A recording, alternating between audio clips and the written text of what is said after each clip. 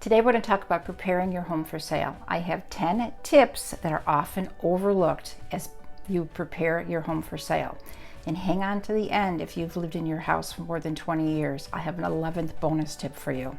Some of these tips we've talked in detail in other videos, so I'm going to go over them very briefly, but I'll dive deep into the ones that we haven't discussed yet. Number one is decluttering and organizing your closets and your cabinets.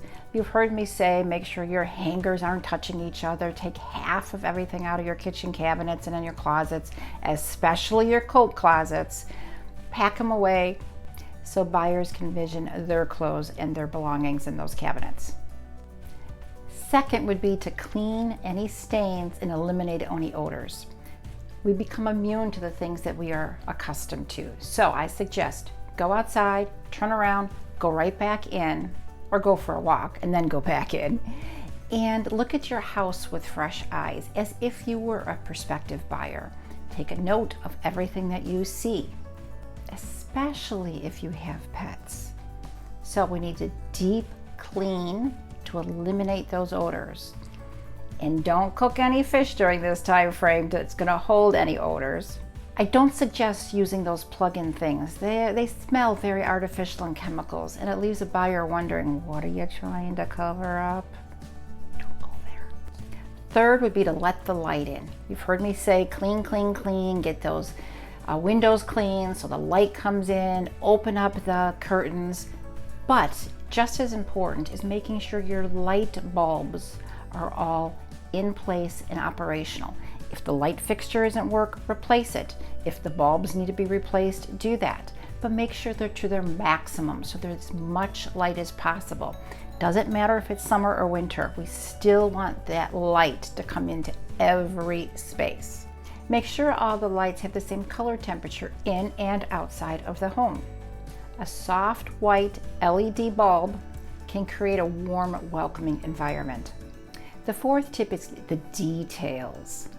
Consider each room's characteristics so you can showcase that room's potential. If you have a foyer or an unusual space, put a rug in there to showcase it, but we don't want the rug to be the highlight of the room.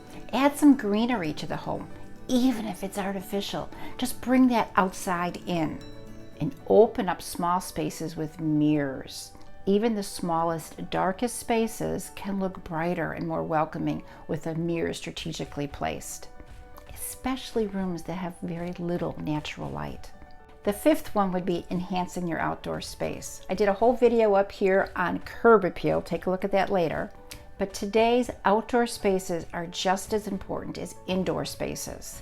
Don't just look at the front entranceway. Yes, you want some potted plants at that front entranceway, and yes, you want the backyard to be inviting. Go ahead and stage a sitting space out there or a dining space, but also look at your side yards. Make sure you have fresh mulch and that your driveway is freshly seal coated. Tip number 6 is aerial photography. Make sure you get a drone footage. Now your professional real estate person will take care of that for you. Drone photography offers a scenic view not only of your home and yard, but also a little bit of the area. And number 7 in that vein is don't forget about the gutters before you have that drone footage taken.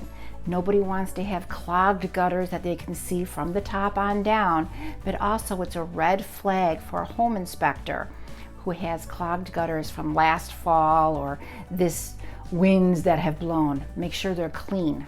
If you can't do it yourself, hire someone. Number 8 is paint baseboards and crown molding. We've talked about walls many times, right? Fresh paint makes it move-in ready. But our crown molding needs to have it freshly cleaned as well. Probably not painted if it looks decent, it's not all scratched. But those baseboards, that's what shows wear and tear, especially if we have had children or pets in the home. So first, try cleaning them with some simple soap and water, and if that doesn't do the trick, you may have to either paint them or replace them. 9th tip is to focus on the floors. If you have hardwood floors, make sure they're in good shape. Make sure there's not a lot of dog scratches on them. Otherwise, you may have to have them resanded and refinished. If your carpet is over 10 years old, replace it. If it's been replaced in the last few years, go ahead and have it professionally steam cleaned. But flooring's the first thing a potential buyer sees when they walk into your home. Tip number 10 is what people often neglect, and that's your documents. Make sure as you're packing things up, you keep out all your home warranties and service manuals and service records for not only your appliances, but all of your mechanicals. And in that, make sure you have your mortgage information so that you can give that to your real estate professional for the title company so that can be paid off when you sell the home. And something I always ask of my sellers is to have a list of home improvements, what was done, when it was done, so we can not only have that ready available for a potential home buyer, but also the home inspector and for the appraiser. Now that bonus tip for anybody who's lived in their home for 20 years or more, have a professional home inspector come in for a pre-sale inspection. Why? So you can remedy those things before it goes on the market. We don't want any reasons why a potential home buyer is going to look at the home and say, oh, when's the last time this was repaired? Oh, how old is this? Let's get things taken care of and adjusted, corrected, what a home inspector is going to look at. Let's do it now before a potential home buyer has a home inspection. Let's be proactive. Watch this video next with 5 tips on preparing your home for sale. This is Kimberly DiPrima, realtor with Option Realty Group in Chicago's far western burbs known as the Fox Valley. Thanks so much and have a great day, and God bless.